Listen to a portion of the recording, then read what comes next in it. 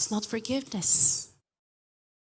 Forgiveness is not waiting for apology. Pengampunan tidak menunggu sampai permohonan maafnya keluar dari orang yang bersalah itu. Mau lihat siapa? Lukas 23, 34, 36, lompat ke 39. Yesus berkata, sama-sama kita baca, "Ya Bapa, ampunilah mereka, sebab mereka tidak tahu apa yang mereka perbuat." Dan mereka membuang undi untuk membagi pakaiannya. Ayat selanjutnya, orang banyak berdiri di situ dan melihat semuanya. Pemimpin-pemimpin mengejek dia. Katanya, orang lain ia selamatkan, biarlah sekarang ia menyelamatkan dirinya sendiri. Jika ia adalah Mesias, orang yang dipilih Allah. 36. Juga prajurit-prajurit ngapain? Lompat ayat yang 39. Seorang dari penjahat yang digantung itu apa? Yes, katanya.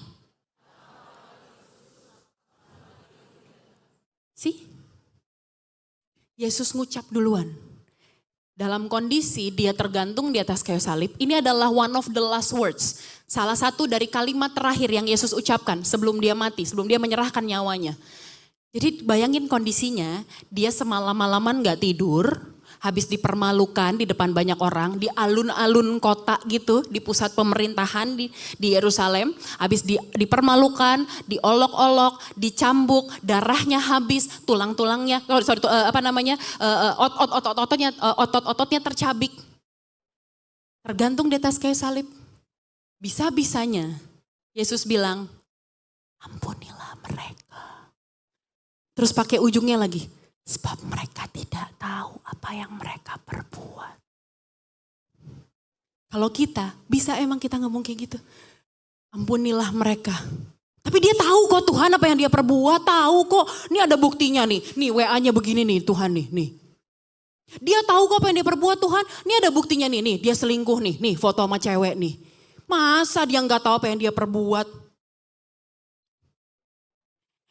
Yesus bisa bilang, ampunilah mereka, mereka tidak tahu yang mereka perbuat. Sementara kondisinya prajurit-prajurit masih ngejek dia. Para pemimpin-pemimpin masih ngejek dia. Prajurit-prajurit masih mengolok-olok dia. Bahkan orang di sampingnya masih menghujat dia. Tapi Yesus sudah ngomong, ampunilah mereka. Tanpa mereka datang sama Yesus, oh iya benar dia Tuhan. Oh iya benar dia Mesias. Maaf ya Yesus, aku baru ngerti. No, tanpa itu dilakukan, Yesus sudah mengampuni duluan. Di tengah kesakitannya, orang-orang gak ngerasa salah. Roma 5 ayat yang ke-8.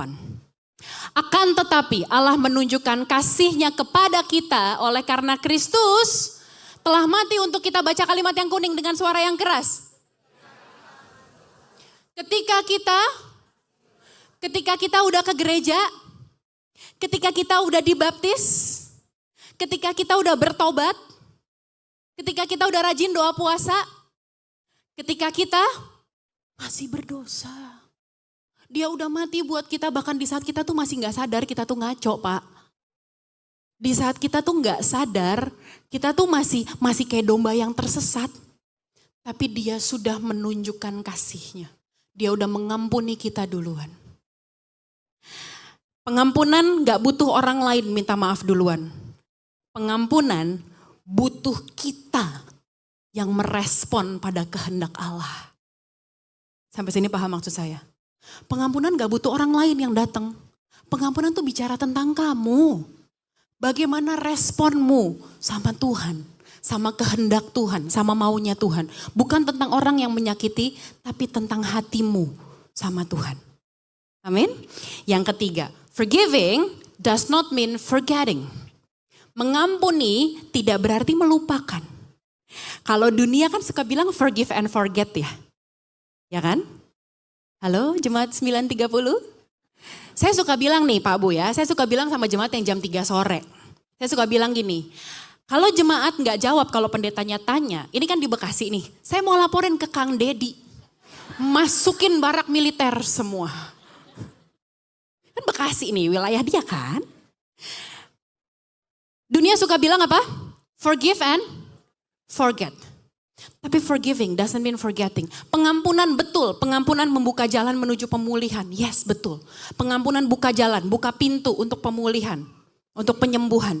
Tapi bukan berarti ketika kita mengampuni, lantas lukanya tiba-tiba hilang. Benar enggak? Pengampunan kan bukan magic kayak abrakadabra. Terus sakitnya tiba-tiba hilang gitu. Terus tiba-tiba kita amnesia gitu. Kenapa ya? Kamu siapa ya? Oh, kenalan lagi dari awal kan enggak. Kita dikasih bagian otak untuk merekam, memori, menyimpan. Tapi bagaimana kita meresponi terhadap kejadian itu? Bagaimana kita meresponi terhadap luka itu? Pak, Bu, bayangin ya kalau luka kegores nih. Atau kena pisau deh, kena pisau misalnya. Kena pisau lagi masak. Kena pisau, kegores, kebuka kan lukanya, berdarah kan. Itu kayak hatimu waktu kejadiannya baru disakitin kan. Itu kayak hatimu ketika baru dengar dari temenmu, gue liat cowok lu jalan sama cewek lain. Itu kayak hatimu ketika lihat di IG, kok mantannya cowok gue masih DM ya. Sayang lagi, ya kan? Itu luka yang baru terjadi, kesalahan yang baru terjadi. Tapi kemudian makin lama lukanya hilang dan berubah menjadi bekas, jadi scar, bekas luka. Gak lantas tiba-tiba hilang kan? Ketika datang bawa lukanya sama Yesus, Tuhan aku bawa hatiku, hati yang hancur, Tuhan dekat kepada orang yang patah hati, aku bawa hatiku. Terus gak eventually selesai doa amin, terus tiba-tiba kayak happy lagi. Right? Pengampunan butuh proses. Pengampunan butuh proses, doesn't mean langsung tiba-tiba kita amnesia, lupa. Tapi luka itu, biarlah luka itu menjadi kesaksian dari kasih karunia Allah yang besar. Contohnya siapa? Yesus. Kembali kita lihat contohnya, Gembala Agung kita, Imam Besar Agung kita, Yesus Tuhan kita. Dalam kebangkitannya, bekas paku di tangannya masih ada. Lukanya ada, bekas lukanya ada. Dan dia pakai itu untuk apa? Untuk dia jumpai Thomas, membuat Thomas percaya, membuat Thomas dipulihkan, membuat Thomas menjadi salah satu rasul yang hebat. Luka itu menjadi bukti kasih Tuhan yang besar sama umat manusia, sama Thomas. Dia tunjukin buktinya. Dia nggak bilang dalam tubuh kebangkitannya, dia nggak bilang, aku sudah bangkit dan luka-lukaku udah nggak ada. Paku yang tadinya tuh gede tuh udah ketutup rapet. Bisa nggak? Bisa. Tapi dia biarkan bekas paku di tangannya tetap ada untuk membuktikan betapa besar kasihnya sama engkau dan aku. Amin. Ketika setiap kali kita mengingat hidup kita, bagaimana kita merasa, aduh hidup lagi susah, lagi berat, zaman ini itu. Ingat sama bekas lukanya Yesus. Ketika engkau merasa gak layak di hadapan Tuhan, ketika iblis datang mengintimidasimu, kayak ada suara selalu bilang, lu tuh gak layak, lu tuh gak bener, Tuhan mana mau denger doa lo. Ingat gak apa yang lo lakuin kemarin, masih bisa-bisanya berani lo datang ke gereja 9.30 hari ini, kayak orang bener aja lo. Kayak Tuhan terima aja, gak usah sosok nangis deh. Kayak Tuhan lihat aja air mata lo. Ketika iblis datang, ingat bekas luka Yesus. Ingat bekas lukanya. Bekas luka itu jadi bukti kasih karunia-Nya yang besar sama engkau dan aku. Bekas luka itu jadi bukti bahwa harga dosaku sudah dibayar lunas di atas kayu salib. Amin. Darah Yesus, saya bilang tadi, darah Yesus gak bikin kita jadi amnesia. Kita masih bisa ingat, tetap bisa ingat.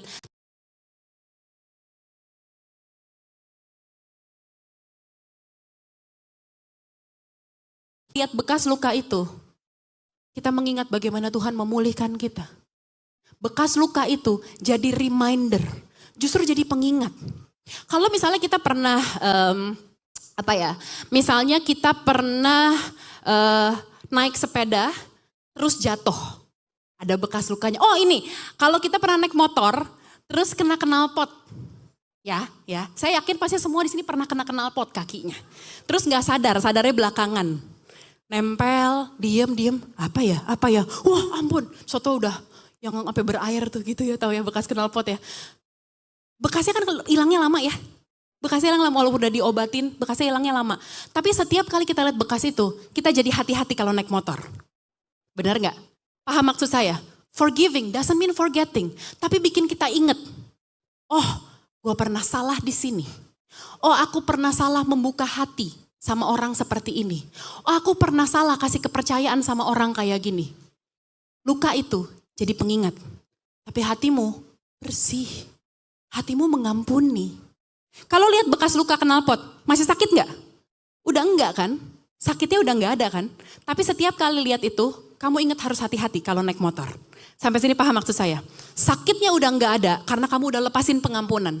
Tapi bekasnya tetap ada supaya kamu ingat untuk gak jatuh lagi kepada kesalahan yang sama. Dan untuk kamu ingat betapa besar kasihnya Tuhan mengampunimu, maka kamu harus mengampuni orang lain yang bersalah kepadamu. Amin. Kita masuk poin yang keempat. Poin saya lumayan banyak, I'm gonna make it quick. Poin yang keempat. Forgiveness is a process, tadi yang saya bilang. Pengampunan adalah sebuah proses. Pengampunan adalah sebuah proses berulang-ulang. Di mana melalui itu kita belajar lagi untuk meresponi kehendak Tuhan. Maksudnya apa? Kalau ingat kejadiannya lagi, ampuni lagi. Kalau ingat kejadiannya lagi, kalau ingat lukanya lagi. Kalau orangnya muncul di timeline sosmedmu, ampuni lagi. Ampuni lagi. Dan proses ini, kabar baiknya, proses ini membuat kita jadi ketergantungan sama Tuhan. Pengampunan itu bukan one time event gitu. Bukan sekali doang. Pernah ditipu sama orang misalnya. Duit dibawa kabur, dibawa lari. Ngutang, bilangnya mau balikin, tapi galakan dia. Sering terjadi di kota-kota besar. Giliran kita butuh, pas ditagih galakan dia. Gak punya perasaan loh. Kan gue lihat lo kemarin baru dari Bali. Bukan urusan lo, gue dari Bali, duit gue. Tapi duit gue mana kan gitu ya. Tapi bukan berarti kita, mengampuni dengan khotbah mengampuni. Oke, aku mengampuni dia hari ini. Tapi saya tanya, kalau kamu pas buka sosmed, uangmu belum dibalikin, buka IG, lihat dia lagi nongkrong di kafe baru di Senopati. Senoparty bener, sebel gak? Kayaknya rasanya pengen, gue WA juga nih orang nih, party bisa loh, bayar utang gak bisa. Lo minum-minum pakai duit gue tuh. Ya kan? Makanya saya bilang pengampunan itu bukan one time event. Tapi sebuah proses. Yang kalau ingat lagi, kamu minta sama Tuhan untuk mampukan aku mengampuni lagi. Ketika ingat kejadiannya lagi, ampuni lagi. Ketika malam-malam kayak rasa-rasanya kayak kedengeran lagi makian-makian itu, ampuni lagi. Ampuni lagi. Ampuni lagi, ampuni lagi, ampuni lagi. Sampai kapan? Sampai beres hidup kita semua. Karena tadi saya bilang, nyambung sama poin yang ketiga. Pengampunan gak bikin kita amnesia. Kasih karunia Tuhan gak bikin kita amnesia. Bukan bikin kita jadi oblivion gitu. Gak inget apa-apa. Tapi ketika kita mengingat, kita belajar untuk mengampuni lagi, mengampuni lagi. Matius 18 ayat 22. Yesus berkata kepadanya, bukan, aku berkata kepadamu bukan sampai 7 kali. Tapi Petrus datang sama Yesus boasting. Tuhan, berapa kali aku harus mengampuni? 7 kali. Yesus dengan coolnya bilang, enggak. 70 kali 7. Artinya apa? Terus menerus kan? Terus menerus. Siapa yang bisa hitungin? Hari ini aku sudah mengampuni. Oke lah, mungkin sampai 7 kali kita bisa ngitung. Aku udah mengampuni 7 kali hari ini. Tapi silakan hitung 490 kali. Baru nyampe 236 udah lupa kamu. Tadi berapa ya? 236. Bukan. 263. Berapa sih? Tapi dia bilang 70 kali 7 kali. Menandakan apa? Pengampunan tuh terus-terusan. Sebuah proses yang panjang. Berulang. Sama kayak pertobatan. Emang pertobatan tandanya, udah dibaptis terus bertobat? Enggak. Pertobatan proses seumur hidup. Godaan datang, cobaan datang, kuntilanak datang. Bagaimana kita bisa kuat hidup dalam pertobatan? Kita butuh anugerah Tuhan. Makanya tadi saya bilang, proses ini menyadari bahwa pengampunan adalah sebuah proses, bikin kita makin ketergantungan sama Tuhan. Karena kita tahu kita gak mampu dengan kekuatan kita sendiri. Amin. Yang kelima, forgiving doesn't mean trusting again. Ya. Mengampuni bukan berarti kembali memberikan kepercayaan. Gak mesti kok. Pengampunan bukan berarti kasih kepercayaan yang sama seperti sebelumnya. Mengampuni buka jalan untuk rasa percaya bisa pulih kembali. Saya ulang ya, pengampunan membuka jalan agar rasa percaya bisa pulih kembali. Tapi, forgiveness is free, pengampunan itu gratis, sama seperti kita menerimanya gratis dari Tuhan, tapi trust is not. Trust is earned. Kepercayaan itu diraih. Kepercayaan itu dibentuk lewat proses yang panjang. Tanggung